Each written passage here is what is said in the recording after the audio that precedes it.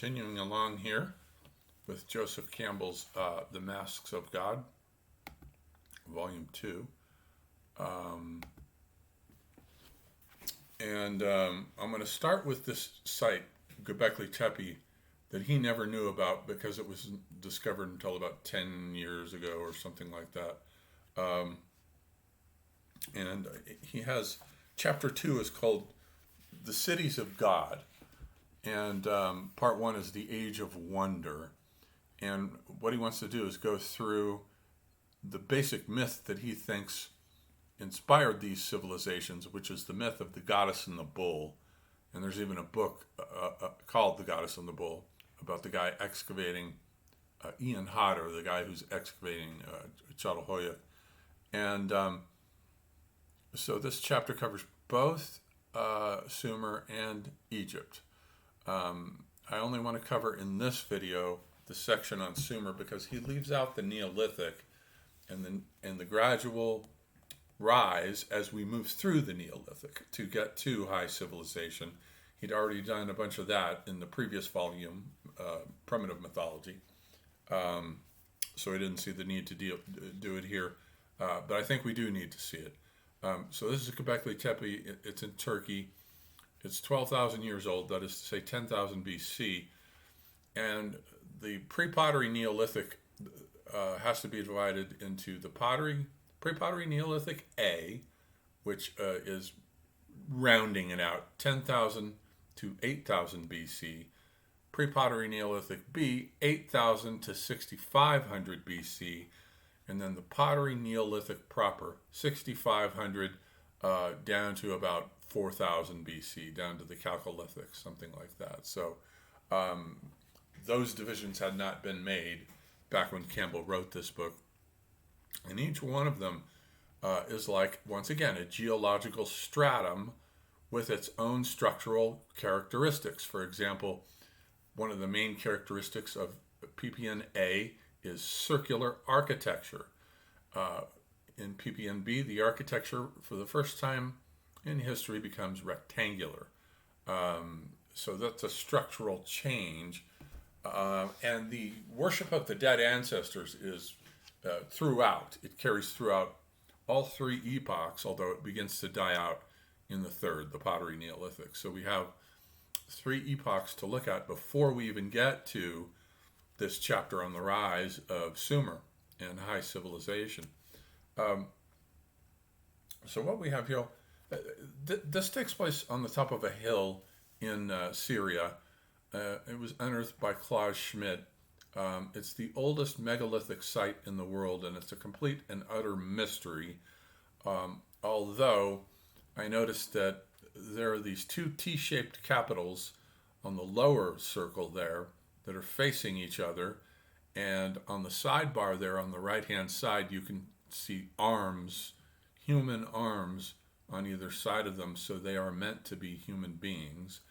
And my guess is that they are the solstice twins or the equinoctial twins. And then they are surrounded by a suspicious number of capitals, 11, I believe. Let's see, 1, 2, 3, 4, 5, 6, 7, 8, 9, 10, 11. Almost the number of the zodiac. And the same thing in the top circle there. If you count the T-shaped capitals, they look like they come to about 11, pretty close to the zodiac. And not only that, we have animal forms carved on almost all of them, except for the anthropomorphic ones in the center.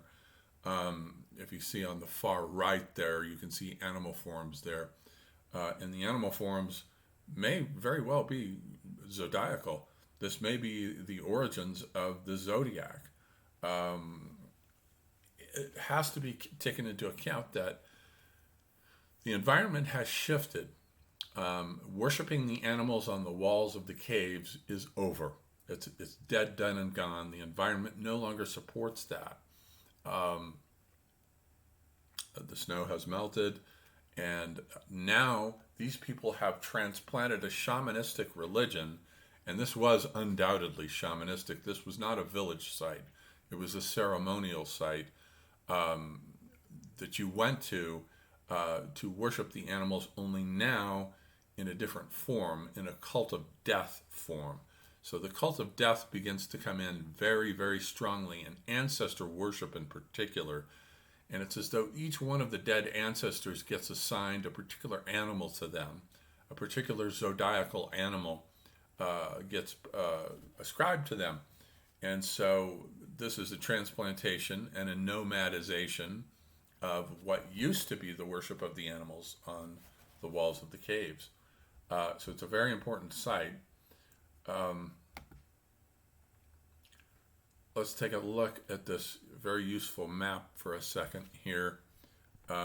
We've got, okay, so notice that up here in Syria, we have this site called Mythology, 10,600. It's one of the oldest villages in the world. Probably the only one that's older is near it, Abu Huraira, 11,300 BC. And they're near game routes. Gazelle go through this corridor. As the glaciers were melting, the animals were moving out of Europe, and they were following the grasses into this world, which led the humans following them into this world. And they got there and they said, hey, maybe Jared Diamond was right. Look at all these grasses. Look at all this wheat, barley, emmer. Maybe we could park here, make permanent camps at first and settlements, and feed off the grasses, and also in the meantime hunt the gazelle. So that seems to be the motivation. And Quebec Tepee is 9,600, so it's nearby, but Abu Huraira is older than that. Notice that. And so is Muribet. And so these two villages come into being right about the same time with Yurf Alamar. This is where human civilization begins, as far as living in settled villages. So that's the thing here. Same thing is going on down in Palestine with the Natufians. The Natufians may have been the first to invent agriculture. We're not sure. Ain Malaha was a big site for them. 12,000 BC, we find domesticated rye, einkorn, and barley in association with these sites. So they're developing agriculture down here, and then they give you a handy little timeline down here of Natufian culture. And the Natufians are, in a way, the sort of descendants of the Paleolithic hunters, or at least the ones who went down the route across the land and into Palestine, 13,000 BC. The glaciers are melting at that time, forming all the world's rivers and creating new climates, drier climates where grasses could emerge. 12,000 BC, 11,000 BC. This is all Natufian. And the Natufians were not particularly culturally sophisticated.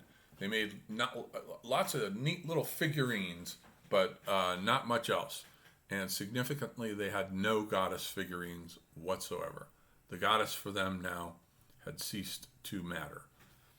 And so we have the pre-pottery Neolithic A here, 10,000 to about 8,000-ish, right in there. And then the pre-pottery Neolithic B, 8,000, and it'll go down to 6,500 when pottery will start coming in, the world's best pottery. And that pottery comes in from two regions. One, this northern Halafian region, and then you'll see the pottery coming in down here from the Tigris and the Euphrates Samaran region. Not the Sumerians yet, but the Samarans. We also get Jericho. The tower at Jericho is 27 feet tall and 30 feet wide. Like Quebec Tepee, it's another architectural anomaly that just shouldn't exist, but it does. 9,600. Let's see if I've got a picture of it. Yeah, this is the town of Jericho, And notice that they all live in conical shaped houses that are round. They're all round houses. Nobody's living. The concept of the rectangle has not occurred because it's not natural. The circle is natural. The womb, the protective womb-like shelter. And what happened at Jericho is, number one, they invented the mud brick. So they invented mud brick architecture, and they built a wall. Whether to keep out mudslides or to keep out enemies is debated. Here's the tower, by the way. It's built as a kind of lookout tower. And then the primary religiosity is worshiping the dead. So what they did at Jericho was they take the skulls of the dead and they remodel them with lime plaster. They cover them up with lime plaster. They put cowrie shells in for eyes. And now you can talk to your dead ancestors. They're not gone. They're reanimated. And Jericho was obsessed with that. And indeed, during this whole Neolithic period, the worship is primarily of the ancestral dead. That is the primary religious pantheon. Now, Campbell starts this section by talking about the importance of the goddess and the bull and how far back the goddess and the bull goes. And he didn't know about Muribet, which is where the goddess and bull first appear. That's where they're first bearing horns in the walls. And just at Çatalhöyük, 7,000 BC, Muribet is 9 to 10,000 BC. So they're creating a cult of the goddess and the bull. The bull fecundates the earth, fecundates the goddess. This is why Venus in astrology is associated with the bull. And so that's the birth of it here. And Campbell is convinced that the goddess and bull become the primary inspiration for the rise of high civilization, along with the discovery, of course, of writing, mathematics, and astrology. Here now is Çatalhöyük. Now we've shifted. This is 6500 BC. This is now the pre-pottery Neolithic B, and the architecture has now shifted to rectangular. Everything is rectangular, and it looks like a Pueblo, and it's probably at about the cultural level of a Pueblo at this point. I do not believe that it was a matriarchy. I think that's a New Age cliche. I think the goddess and the bull were the primary figures, but they were in tandem here. Let's see. So we had that, and then, and then this is inside. You can still see, here's a goddess who actually has a head that resembles a bull, and then there's the stacks of bull's horns, goddesses with spread legs that are open and receptive to fecundation by the bull. So all that is going on. Campbell is right about that. That it's one of the primary things that sets civilization going. And he says even if you look at some of the earliest Sumerian temples, they're still in the shape of a cow's vagina. This is in the shape of the vagina of a cow at Kafaja, early dynastic II period, about 2750 BC. But that will change, as we'll see and go along. Here is a snapshot of Erdu, one of the oldest cities. It's the closest to the mouth of the Persian Gulf. So it had a virtual monopoly on trade with the Indus Valley because the Indus Valley was right around the corner. So they could send their ships out. And notice that their boats are made out of bundles of reeds and shaped like a crescent moon because Nanasene is the moon god. And they're imitating the moon boat, the moon vessel that Nanasene floats in. So nothing is done in these civilizations purely for functional, pragmatic purposes the way we do. These civilizations are thinking in strictly mythological terms. So a little snapshot of life at Erdu. Let's see, where are we at?